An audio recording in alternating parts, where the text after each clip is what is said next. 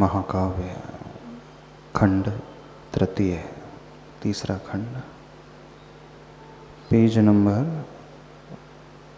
190 है ना, 190 पृष्ठ। प्रसंग समुद्र का धरती का चल रहा था। धरती पृथ्वी माँ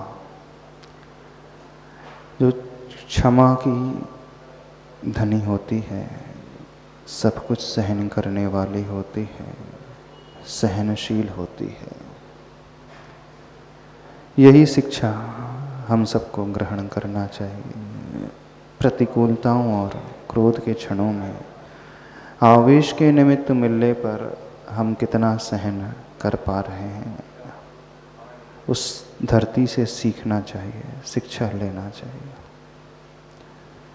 वैसे माँ भी वैसे ही होती है, सहनशील होती है।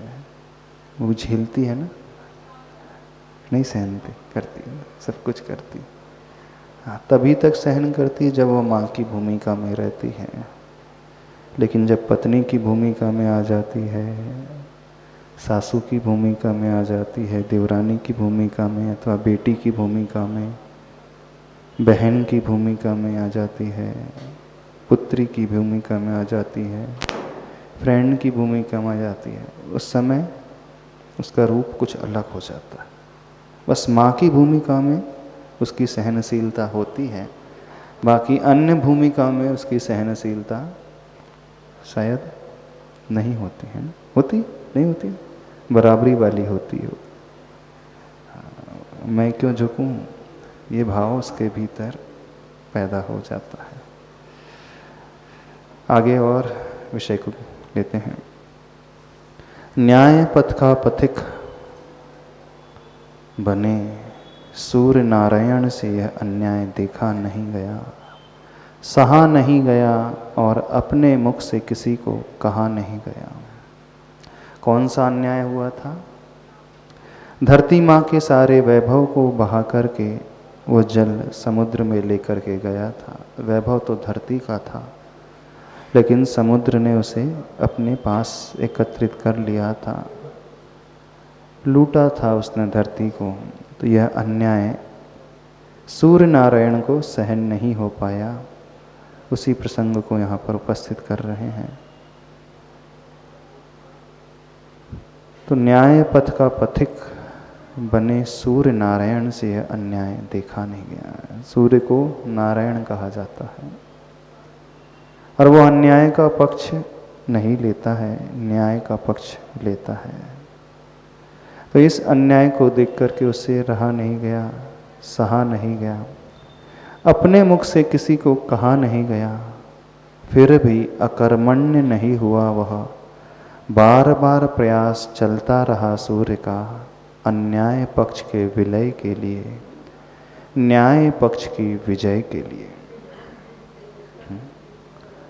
कौन सा प्रयास कर रहा है सूर्य नारायण?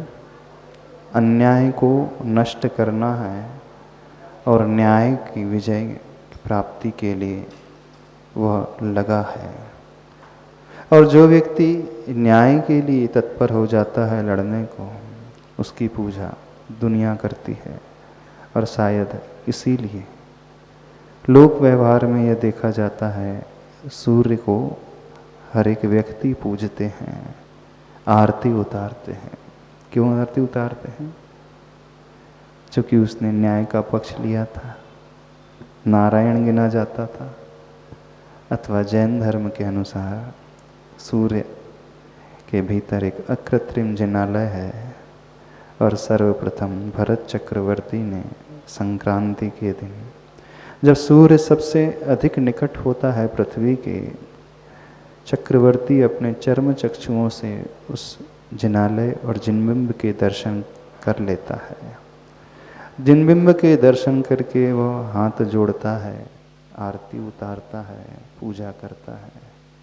उसने तो सूर्य में रहने वाले चैत्यालय और चैत्य की वंदना आरती की थी, लेकिन दुनिया को क्या दिखा?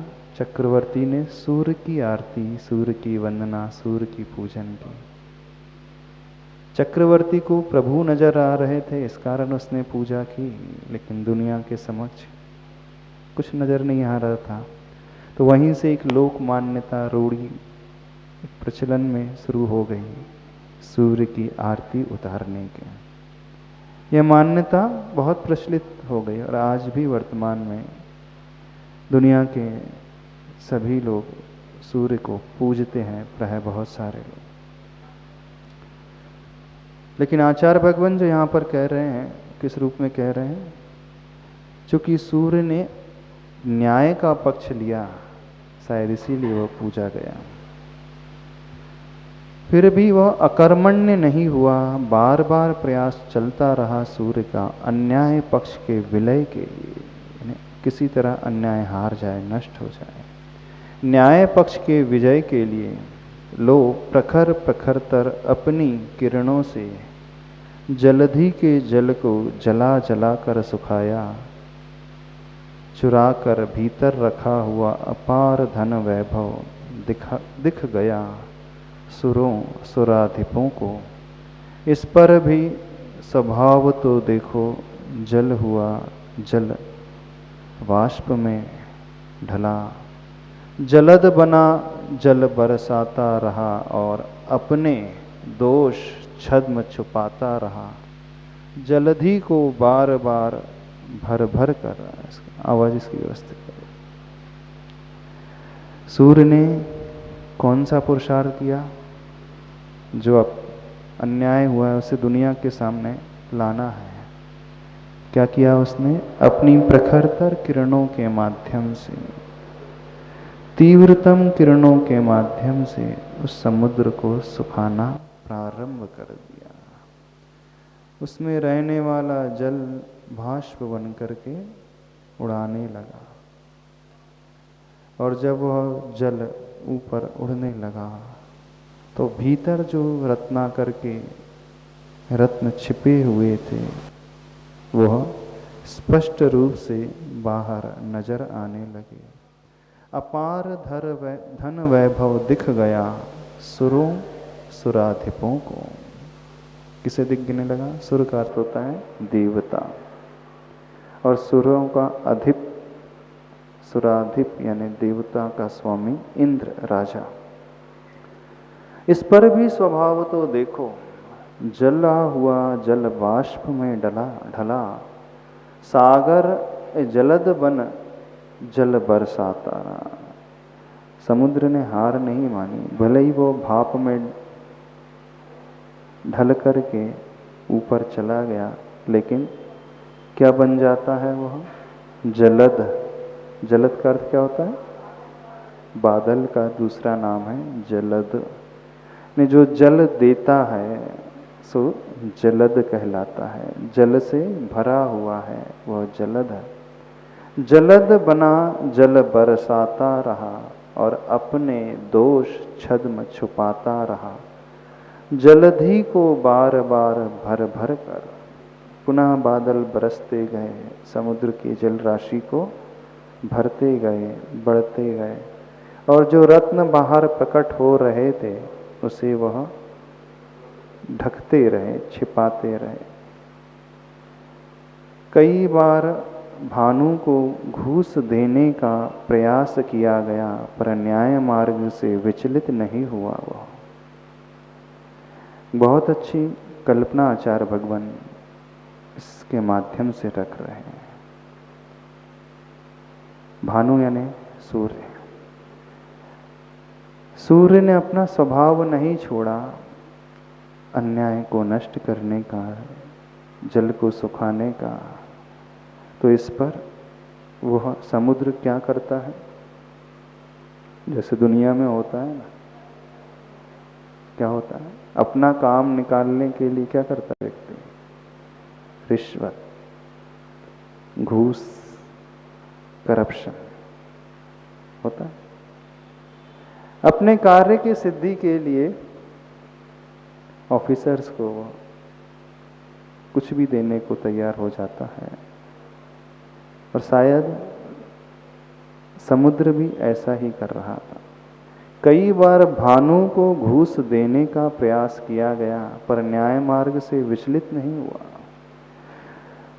उसने उस घूस को लेना स्वीकार नहीं किया। विरले लोग होते हैं जब आई हुई लक्ष्मी को छोड़ देते हैं। जो प्रिंसिपल वाले सिद्धांतवादी लोग होते हैं वो किसी भी तरह से समझौता नहीं करते। उनके भीतर कोई लोभ लालच नहीं होता। जानते हैं कि बहुत कुछ मिल सकता है, फिर भी पूर्ण ईमानदारी बरतते हुए, अपने नियमों का पालन करते हुए न्याय और नीति को नहीं छोड़ते। पर ऐसे लोग बहुत कम देखने में आते हैं, खासकर भारत देश में। हाँ, अदर कंट्रीज में तो मिल जाएंगे रिश्वत को नकारने वाले, लेकिन शायद यहाँ पर बहुत दुर्लभ है रिश्वत खोर ना हो कोई। कहाँ तो भारत देश वो देश रहा है न्याय और नीति पर चलने वाला, और विदेशों में लोग बहुत अच्छे से रहते हैं। वहाँ पे करप्शन बहुत कम है कंपैरेटिवली। देखना, तो आचार्य भगवान एक शिक्षा देने की कोशिश कर रहे हैं उस सूर्य और समुद्र के वार्तालाप के माध्यम से।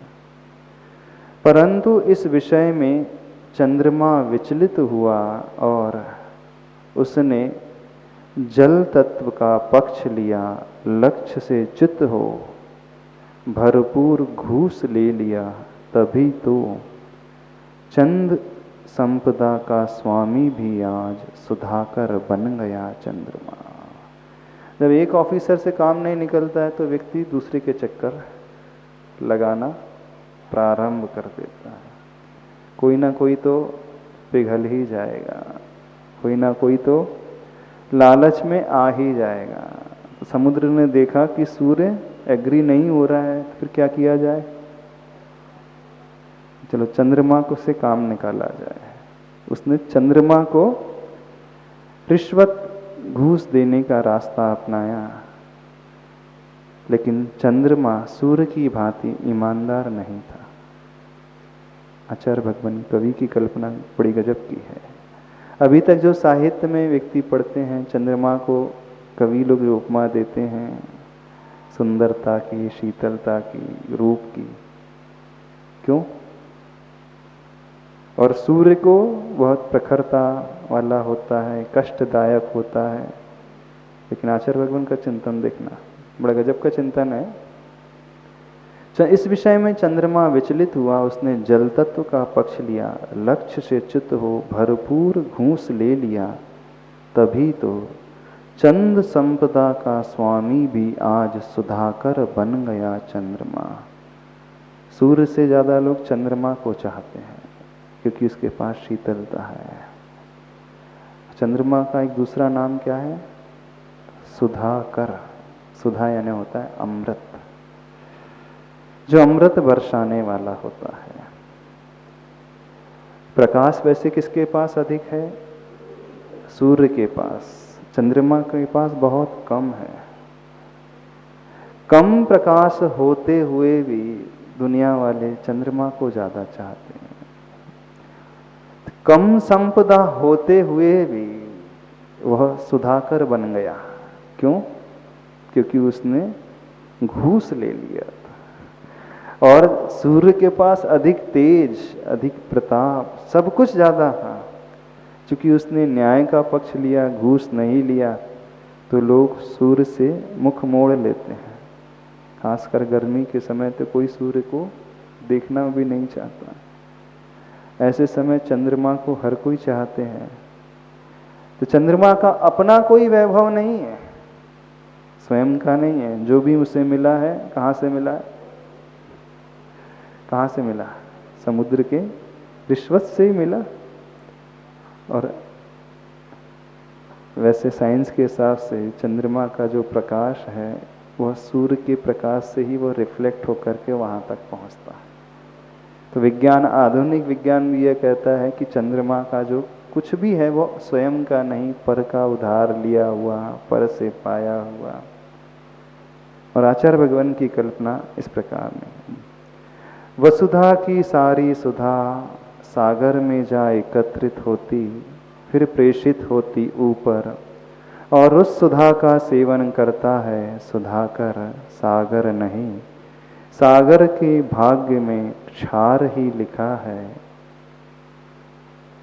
धन तो लूटा था सागर ने, लेकिन रिश्वत दे दिया चंद्रमा को। वह सुधा, वह अमृत दे दिया चंद्रमा को, और स्वयं क्या बन गया? खारा, क्षार। अच्छा, कल्पना कैसी है? कैसी कल्पना की आचार्य भगवान ने? चंद्रमा कम संपदा होते हुए भी मालिक बन बैठा है, लोगों का चहेता बन गया है। सूर्य के पास सब कुछ था, फिर भी लोग उसे चाह नहीं रहे। समुद्र के पास अमृत था कि नहीं? एक किंवदंती है, जब समुद्र मंथन हुआ था तो उसमें से अमृत का कुंड भी प्रकट हुआ था, कुंभ भी प्रकट हुआ था। तो समुद्र के पास अमृत भी है, सुधा भी है, लेकिन वह सुधा चंद्रमा को उसने रिश्वत के रूप में दे दी, तो सुधा कर चंद्रमा बन गया, और सब कुछ होते हुए भी सागर खारा रह गया, क्षारी रह गया। ये आचार्य भगवान कह रहे हैं, उस सुधा का सेवन करता है सुधाकर, सागर नहीं, सागर के भाग्य में क्षार ही लिखा है। यह पदोचित कार्य नहीं हुआ, मेरे लिए सर्वथा अनुचित है, यूं सोचकर चंद्रमा को लज्जा से आती है। उज्जवल भाल कलंकित हुआ उसका, पेज नंबर 192। अन्यथा दिन में क्यों नहीं, रात्रि में क्यों निकलता है घर से बाहर, वह भी चोर के समान शशंक, छोटा सा मुख छुपाता हुआ अपना, और धरती से बहुत दूर क्यों रहता है, जबकि भानु धरती के निकट से प्रवास करता है अपना। बात समझ में आ रही है? नहीं समझ में आ रही है? साहित्य की बात है। चंद्रमा की कलाएं घटती भी है, बढ़ती भी है। चूंकि उसने अच्छा कार्य नहीं किया था, इस कारण भीतर ही भीतर उसे लज्जा भी आ रही थी कि मैं ऊंचे पद पर बैठा हूं। सूर्य से ऊंचा है कि नहीं चंद्रमा? जैन धर्म के अनुसार सूर्य पृथ्वी के निकट है, चंद्रमा पृथ्वी से दूर है। लेकिन विज्ञान क्या कहता है? चंद्रमा निकट है, सूर्य दूर है। जैनागम कहता है सूर्य इस पृथ्वी लोक से 800 योजन ऊपर है, और चंद्रमा 880 योजन। योजन मीन्स महायोजन, अप्रॉक्सीमेटली 6000 किलोमीटर का एक योजन होता है।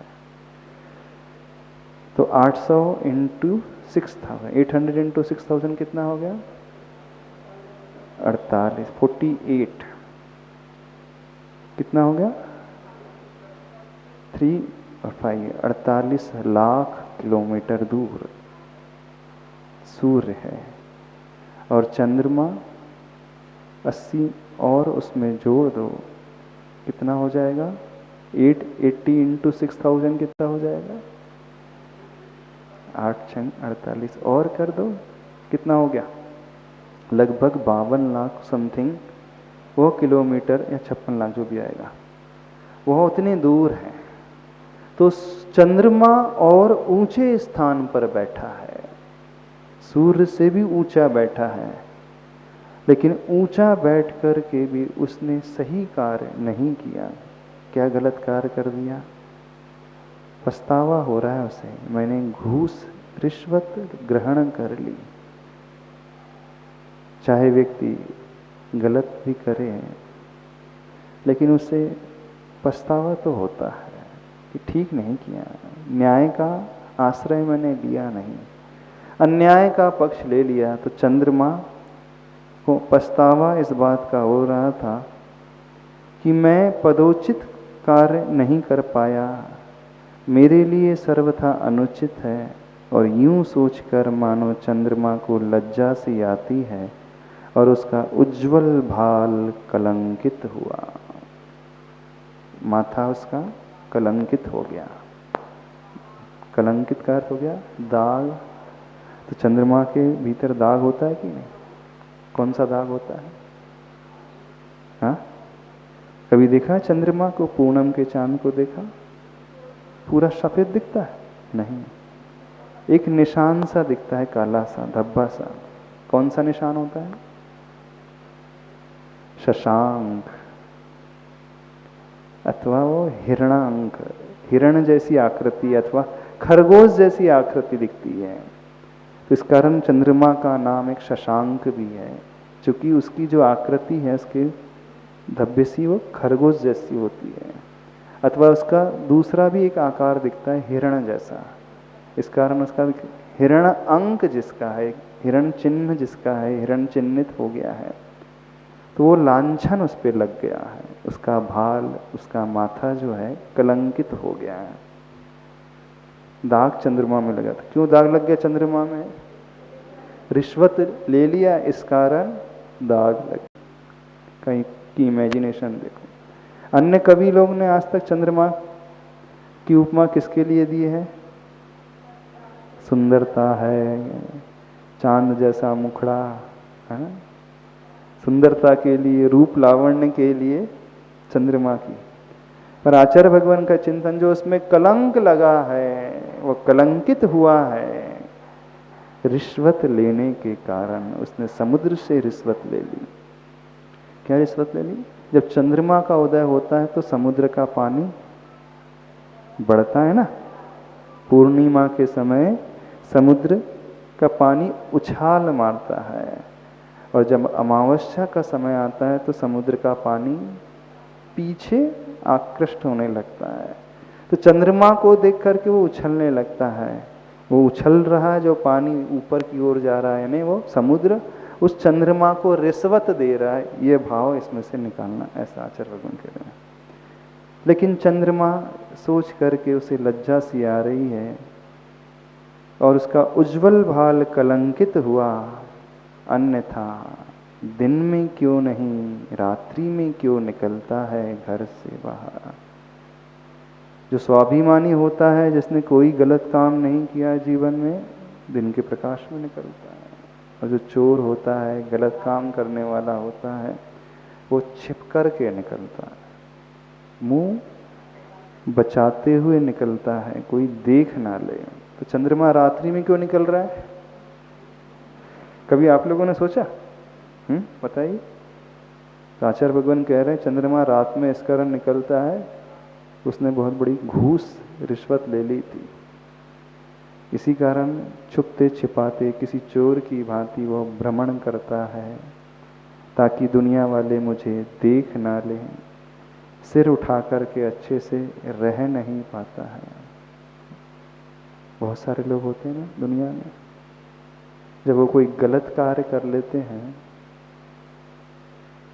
स्वतः ही उनका चेहरा थोड़ा सा अपने आप झुकने सा लगता है, वो तन करके नहीं चल सकते। जो कहावत है, चोर की दाढ़ी में तिनका। यदि कोई गलत काम किया है, कोई भी व्यक्ति दिख जाए, बड़ा व्यक्ति दिख जाए, तो उसका मन घबराने से लगता है, कहीं मेरी चोरी पकड़ी ना जाए। इस कारण वो छिपने की कोशिश करता है, अथवा इस प्रकार चलता है कि साइड से निकल जाऊं। जब भी आप कोई गलत काम करते हो, अच्छे से उठ करके चलते हो, तन करके चलते हैं।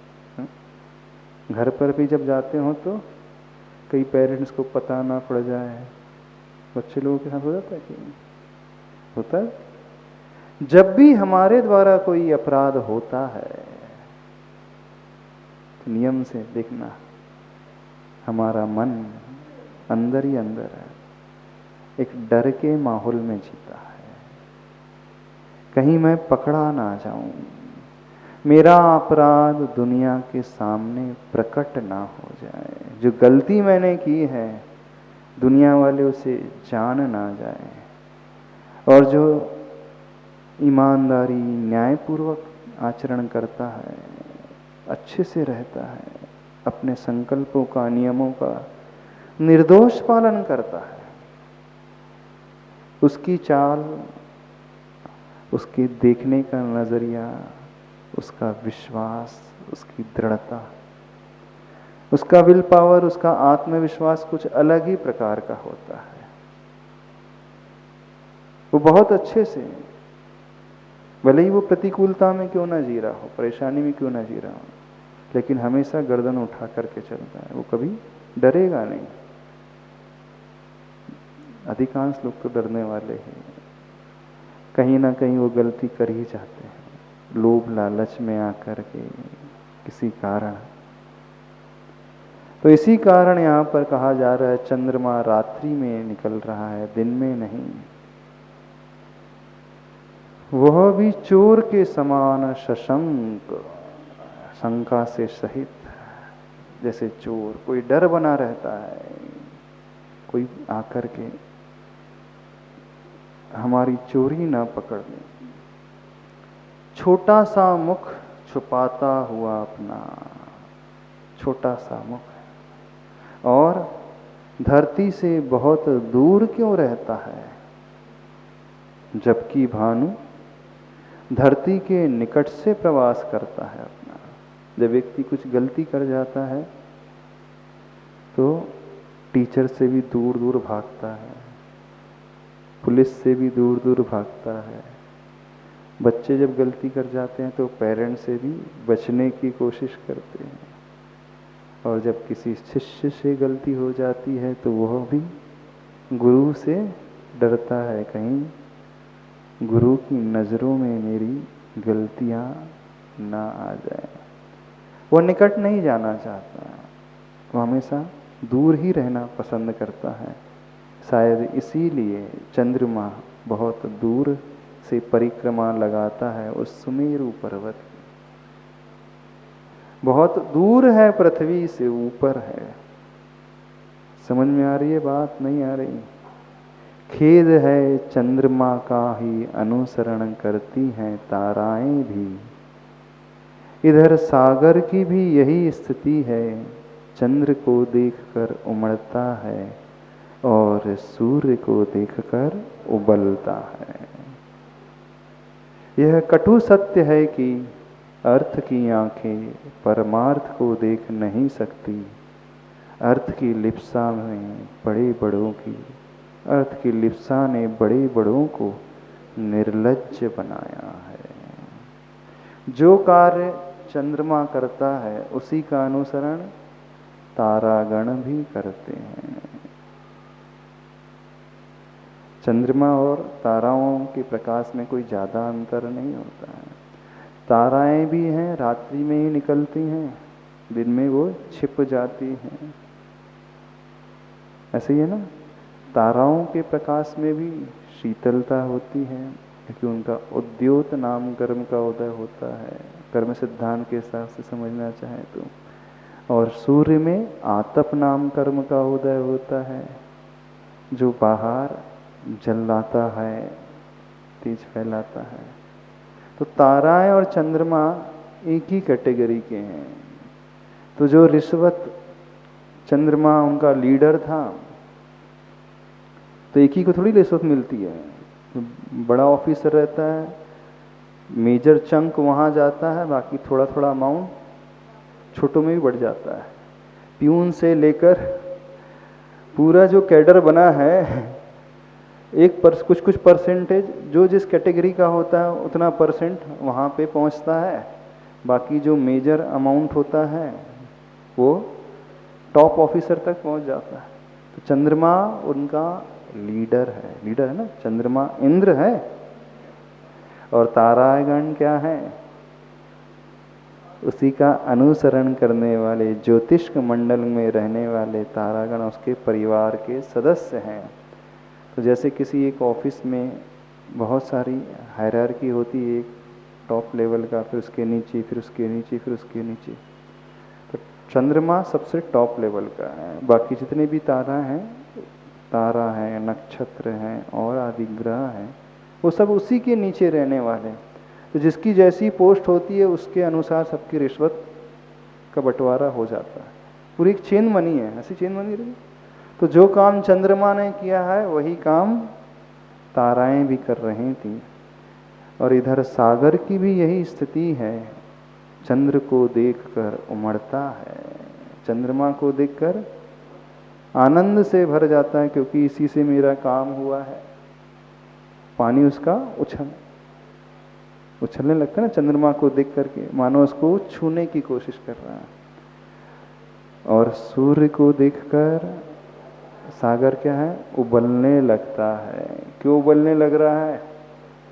क्योंकि ये तो रिश्वत ही नहीं ले रहा है, बल्कि मुझे सुखा सुखा करके मेरा वैभव जो है दुनिया को प्रकट कर रहा है, मेरे सारे रत्नों को दुनिया के सामने ला रहा है। जो मैंने कमाया था, लूटा था धरती से, वो सबके सामने ला रहा है। तो मेरी गलती इससे पकड़ी जा रही है। इस कारण यह कटु सत्य है कि अर्थ की आंखें परमार्थ को देख नहीं सकती। अर्थ की लिप्सा ने बड़े बड़ों को निर्लज्ज बनाया है। तो मूल सारांश क्या निकल करके आ रहा है, कंक्लूजन क्या निकल करके आ रहा है? संसार में जिसकी लिप्सा, ग्रद्धता अर्थ की ओर, पैसे की ओर बहुत हो जाती है, तो वह व्यक्ति परमार्थ को भूल जाता है। परमार्थ का क्या अर्थ होता है? ये वर्ड शायद सबने सुना होगा। परमार्थ का अर्थ क्या होता है?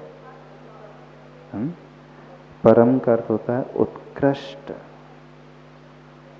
परम का अर्थ होता है आत्मा, होता है ना, पारमार्थिक ट्रस्ट है ये। परमार्थ का अर्थ होता है जनता का जिससे कल्याण हो, धर्म की जहाँ बात होती है। परमार्थ का अर्थ होता है उत्कृष्ट को दिलाने वाला, यानी मोक्ष को दिलाने वाला। परम जिसका लक्ष्य होता है वह परमार्थ कहलाता है। उस शुद्ध आत्मा को पाने का जिसका उद्देश्य होता है वह परमार्थ कहलाता है। और जिसकी दृष्टि में सिर्फ अर्थ, पैसा होता है, उसे आत्मा की कोई बात, धर्म की बात, नीति न्याय की बात कभी रुचती नहीं। रुचती है? अच्छी नहीं लगती उससे, क्योंकि उसकी दृष्टि में परमार्थ है ही नहीं, उसकी दृष्टि में सिर्फ मनी है, पैसा है। तो जीवन में यदि परमार्थिक दृष्टि हमारी आ गई तो समझना हमारे जीवन की दिशा सही रहेगी। और परमार्थिक दृष्टि नहीं है, अर्थ, पैसों की, भोगों की दूरदृष्टि है, जिसकी लिप्सा इस ओर बनी है, वह कितना भी गिर सकता है, कुछ भी कर सकता है। निर्लज्ज बनाया है अर्थ की लिप्सा ने बड़े बड़ों को। नहीं, वो कितना भी निकृष्ट कार्य करने के लिए तैयार हो जाते हैं, यह भी नहीं सोचते कि ऐसा निकृष्ट कार्य करने से क्या प्रभाव दुनिया पर, लोगों पर, हमारी इमेज पर पड़ेगा। कुछ भी करने को तैयार हो जाते हैं अर्थ के लिए। कर लेते हैं, आप भी तैयार हो जाते हैं। अर्थ से मतलब मात्र पैसा ही नहीं लेना, अर्थ से यानी बहिर्मुखी दृष्टि, और परमार्थ से मतलब है अंतर्मुखी दृष्टि। इसी तरह में अध्यात्म यदि हम घटाएं तो पारमार्थिक दृष्टि कौन सी होती है? आत्मोन्मुखी दृष्टि, आत्मा का चिंतन करने वाली दृष्टि, आत्मा तक ले जाने वाली दृष्टि। और बहिर्मुखी दृष्टि, अर्थ की दृष्टि जो होती है वो बाहर की ओर लेकर के जाती है। परमार्थ की दृष्टि भीतर लाती है, और अर्थ दृष्टि वह हमें भीतर से बाहर की दौड़ लगाने के लिए प्रेरित करती है। परमार्थ दृष्टि में व्यक्ति विषयों को त्याग देता है, छोड़ देता है, आत्म कल्याण में लग जाता है। और जिसकी अर्थ की ओर विषय भोग की ओर दृष्टि होती है वह सिर्फ बाहर की ओर ही भागते रहता है। तो जो धार्मिक होता है, धर्म करने वाला होता है, उसका लक्ष्य परमार्थ होता है। और जो धर्म नहीं करता है उसका लक्ष्य अर्थ होता है, पैसा होता है, भोगोपभोग होते हैं, सांसारिक विषय भोग होते हैं, संसार ये दुनिया होती है। तो आप लोगों की दृष्टि परमार्थ वाली दृष्टि है कि अर्थ वाली दृष्टि? समझ में आ रही है बात? अर्थ और परमार्थ से क्या अर्थ निकालना? तो जहां अर्थ की दृष्टि आ जाती है वह बड़े बड़ों को भी निर्लज्ज बना देती है। बहिर्मुखी जहां दृष्टि आ जाती है, संसार में व्यक्ति कैसा भी गलत काम कर जाता है, करने को तत्पर हो जाता है, विचारता ही नहीं। और अनादिकाल से हर जीव यही करता हुआ आया है। अनादिकाल से सबकी दृष्टि जो है अर्थ की ओर ही लगी है। और कथनचित थोड़ा बहुत जब धर्म भी करने लगते हैं तो यह मत समझना कि दृष्टि में परमार्थ आ गया है। आप शायद धर्म करने लगे, मंदिर आने लगे, पूजन करने लगे, तो आपकी दृष्टि में परमार्थ है? आपका धर्म परमार्थ के लिए हो रहा है? किसके लिए हो रहा है बताओ? किसके लिए हो रहा है? भावी भोगों के लिए नहीं हो रहा है। आगामी भव में ये सामग्री मिल जाए इसके लिए नहीं हो रहा है। आगामी भव ही नहीं, आगामी वर्षों में ये मिल जाए। एक निदान होता है अगले भव का और एक निदान होता है कुछ वर्षों के बाद का। भव यही रहेगा। तो अभी का जो धर्म हो रहा है किस लिए हो रहा है? इस धर्म के बदले में क्या मिल जाए? अच्छा परिवार मिल जाए, अच्छी सुविधाएं मिल जाए, अच्छा शरीर मिल जाए, अच्छे सारे अनुकूल चलने वाले सहयोगी मिल जाएं,